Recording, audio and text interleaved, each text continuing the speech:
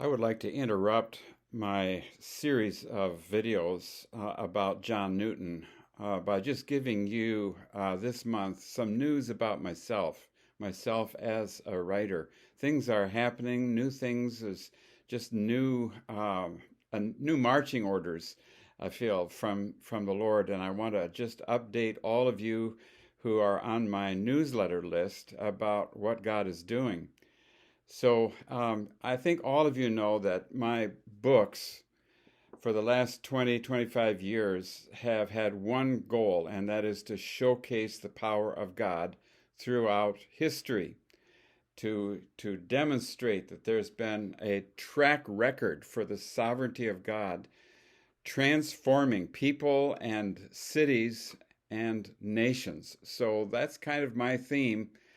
And recently, things have changed in regard to my books, my writing, and the interest in my books.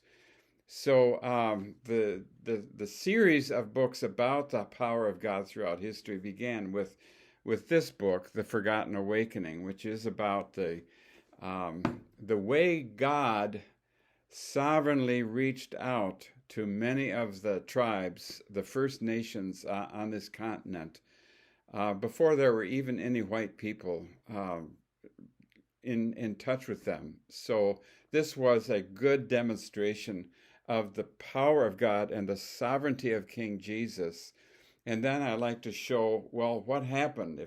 If Jesus did this, then what was the fallout? What was the results? And so this book shows, first of all, what God did, and then the intrusion of white people, and then what was the result of the fact that God had revealed Jesus to the tribes already. And then we see how that affected white native relations. It affected everything that happened in our history as a result. So The Forgotten Awakening was really the first of three books, the other two being Glory Through Time, Volume 1 and 2. Well, God has directed me to produce a second edition of this book. This book was an enjoyable project for me as long as it was going on, but it sort of has been neglected and not much happening on that until 2 months ago when suddenly I got all kinds of interest in this book coming out of nowhere.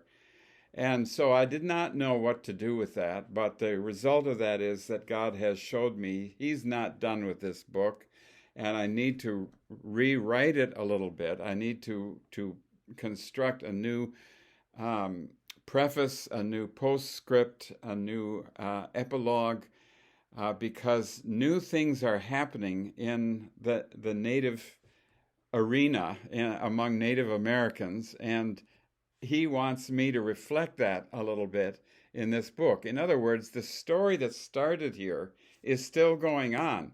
So now I'm to just convey a little bit in that new postscript with the second edition of this book, some of the things that God is doing now. Because, God has been revealing to me, sort of speaking to me quietly all the time I've been writing this and involved in prayer, that this story is not finished and He is about to do something wonderful among the First Nations. And that was revealed in this book, Peace Warriors, by my friend Allison Musing. And she gives a lot of the things that God is doing right now in her book, Peace Warriors, First Nations of America Arise, a true story of hearts open to the healing power of forgiveness. So the emphasis of this book is about what God is doing to allow Native people to get started over and forgiving the sins of the past, the sins of the church, the sins of white people against them is going to be a big part of that. But that opens the way for a whole new destiny. And this is how Billy Graham described that destiny. He said in 1975, "You as Indians are a sleeping giant. The original Americans, you are now awakening. Just around the corner, you may become a spiritual superpower in this country that could change not only America, but the world." Well, I believe that is a very good description of what God is doing right now. Just in the last 10 or 15, 20 years maximum. It's a recent thing. It's a new thing that we're seeing. So God led me. He's asked me to go to a Pine Ridge Indian reservation last summer. Pine Ridge is the reservation of the Oglala tribe of the Lakota Nation, and it's located in southwest South Dakota.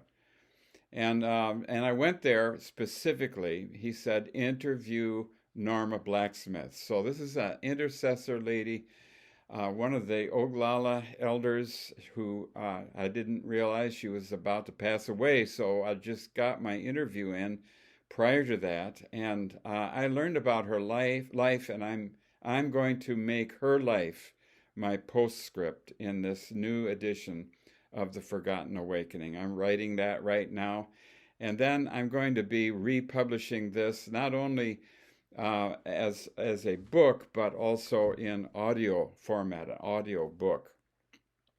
So one person who agrees with me that God is about ready to do a great work among the First Nations is my friend George Otis Jr. So let me just brag on George a little bit. George has spent the last 30 years of his life going around tracking the power of God as that power transforms communities all around the world. George is a true globe-trotter, if there ever was one. And when he hears that there's something that God is doing that's a clear manifestation of the power of God to transform communities, he will be there and he will film that. And he's been doing this for many years. So George happened to stay here on our property in our guest house, and during that time he happened to get a hold of this book, and he started reading it, and he said he couldn't put it down because it kept him awake. And so the result of that was that George interviewed me, and we had a great time. We formed I think, a lasting friendship. And he's also invited me to speak at his next conference in Seattle on November 16 and 17. Any of you who are in the area at that time, I'll try to get you that information. But George believes with all his heart that God is about to do this thing that Billy Graham described, and he's seen it happen in his first video, his first tracking of this is a video that he's just putting out now called The Gates of White Clay. It's about a tavern town, a sin city, a den of iniquity that has been pouring alcohol into the Oglala people for over a century. And by the power of God and the prayers of Norma Blacksmith and others, this town has been transformed. So I want to just encourage you to look out for that, The Gates of White Clay. Look into the new channel that George is opening up. There's going to be all kinds of podcasts and blogs and all kinds of stuff coming out of there to showcase what God is doing among Native people, and probably a lot of other material there, but all the same theme. It's God has the power to transform people and cities and nations. And that's pretty much what I write about. So George and I have been traveling parallel paths, and I'm just so excited about what he's doing, and he's excited about what I'm doing, and so we're walking together more and more. So let me just close by just saying, if you're in the Seattle area, November 16 to 17, I'd love to see you.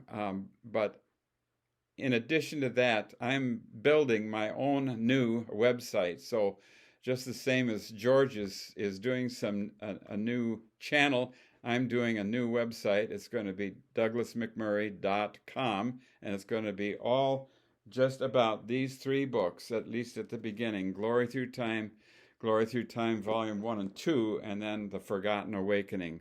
And I'm going to be introducing those books on that website, and hopefully allowing myself to get a little publicity so that people will be inviting me to speak in different places. That's one goal that I have. If you would like me to come and speak somewhere in your locale, let me know.